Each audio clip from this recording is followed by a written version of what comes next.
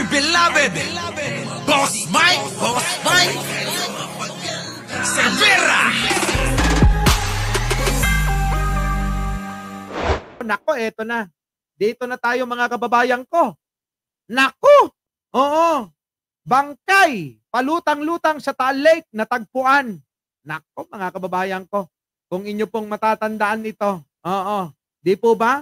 Naalala nyo po ba mga kababayan? Yung mga balita nung nakaraan? Nung mga nakaraang araw. Itong mga nawawalang mga sabungero. Opo, ha? Ayan po yun eh. Mga kababayan ko.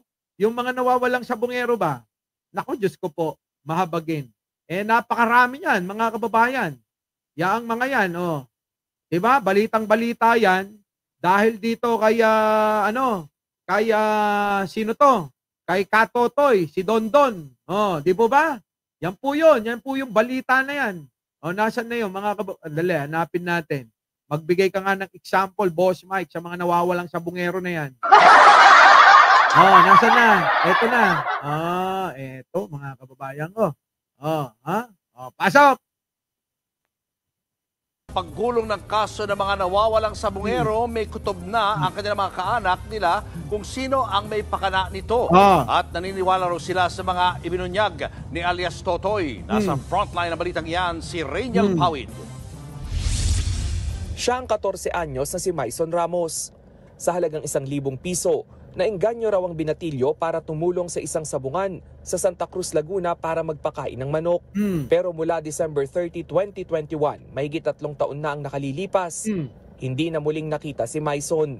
Nako mga kababayan ko, yan na.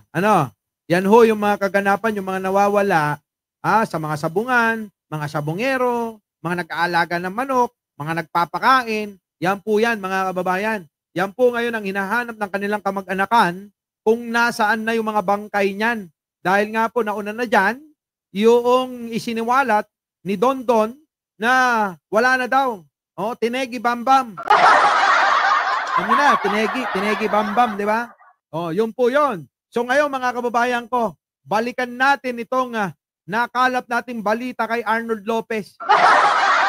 Eto, pakinggan nyo mga kababayan ko ha. Pasok! May at paa ng bangkay ng isang lalaking natagpuang palutang-lutang sa Taal Lake sa Batangas.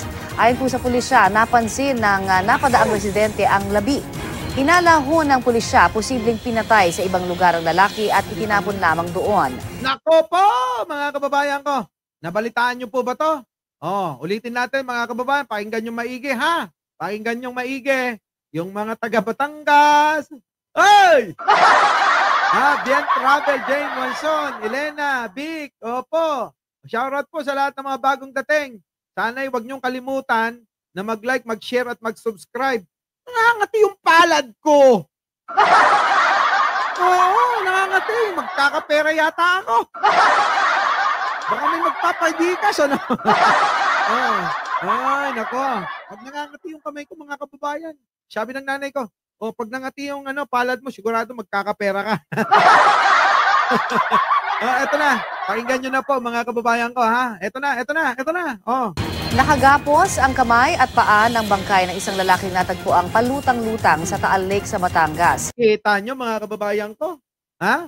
Nakagapos ang mga kamay at palutang-lutang sa Batangas, sa may Taal Lake. Diyos ko po. Eto na. Ayon po sa pulisya, napansin ng napadaang residente ang labi. Hinala ho ng pulisya, posibleng pinatay sa ibang lugar ang lalaki at itinapon lamang doon. Naku mga kababayan ko, ito ho, para sa kaliwanagan, ito po ay noong 2019. Opo ha, 2019 po ito nangyari mga kababayan ko. Sino presidente? Si Tigonyo. Ano po? Ngayon, mga kababayan ko, ito. Hindi kaya ito kasama sa mahigit 100 na mga sabungero, na mga nawawala. Kasi daw po mga kababayan, ang Taal Lake ay paboritong bagsakan ng mga sabungero na na mga pinapatay daw. Nako! Diba? May parcel ba, Big Daddy? Ewan ko. Baka may parcel ka, ha? Gastos to. ito. Ito na. Inaalam na ang pagkakakilanlan ng biktima at kung sino ang nasa likod ng krimen. Kita nyo? Yan, mga kababayan ko. Hindi daw ho dyan pinatay yan, kundi sa ibang lugar isinagawa ang krimen at ngayon, mga kababayan, dinala lang daw po dyan sa may Taal Lake para dyan itapon. Siguro, kumalas yung, yung pampabigat para lumubog ito. Kaso mga kababayan, ayan, lumutang, Grabe, no, mga kababayan? Sarap pa naman ang kain namin ng tilapiyang Batangas kanina. Oo, niluto ni Jan Angeles Yung request ko kaninang umaga, yung tilapia na ginataan na may maraming sili. At napapagkit-pagkit na gata. Tapos mga kababayan, maraming yung pechay bagyo. Naku, sarap nilutuan din po akong laing nito nung nakarang araw. Di ba? Munggo, ano pa? Sinigang, Ano pa? Tinola, adobo, sinigang na buto-buto. Tagaluto ko ito mga kababayan So ngayon mga kababayan, ayan. Hindi naman siguro Huwag naman sanang konektado sa mga nawawalang sabungero ito mga kababayan ko. Pero kapag kainyong pagkakaisipin at i-aanalisa, wala hong pagkakaiba sa kwento ni alias Totoy, si Dondon, Wala hong pagkakaiba. Nakagapos ang mga kamay, Tapos mga kababayan, ayan, tinapon sa Taal Lake. Nako, mga kababayan ko, ayokong mag-isip. Huwag naman sana mangyari sa inyo, lalong-lalo na sa'yo, Big Daddy.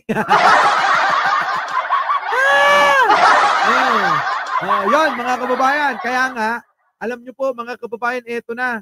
Usap-usapan ngayon sa Senado, itong pagbabawal na, yung totally ban para sa mga online sugal, online gambling. Mga kababayan, sang-ayon po ba kayo doon? Sang-ayon po ba kayo na mawala na yung mga online na sugal tulad ng online sabong, online na, ano ba yung nilalaro mo? Scatter. Mga kababayan, na-addict si Jan Angeles dyan Sa totoo lang, nagugulat ako mga kababayan Bigay ako ng pera, gugulat ako, biglang nauubos Nauubos mga kababayan yung laman ng Gcash ko Uy, bakit wala na laman tong Gcash ko? Samantalang kahapon, 5,000 pa to. Gigising ako, wala na laman, Di mo ba? Eto. Ay, wala namang online chicks. Personal yun, Personal yun. Di ba? O ngayon, mga kababayan ko, tanong ko sa inyo. Sang-ayon po ba kayo na mawala na ang online sabong, online game, online, lahat mga kababayan na sugal, dyan sa internet? Kung sang-ayon po kayo mga kababayan, paki-press 1 naman.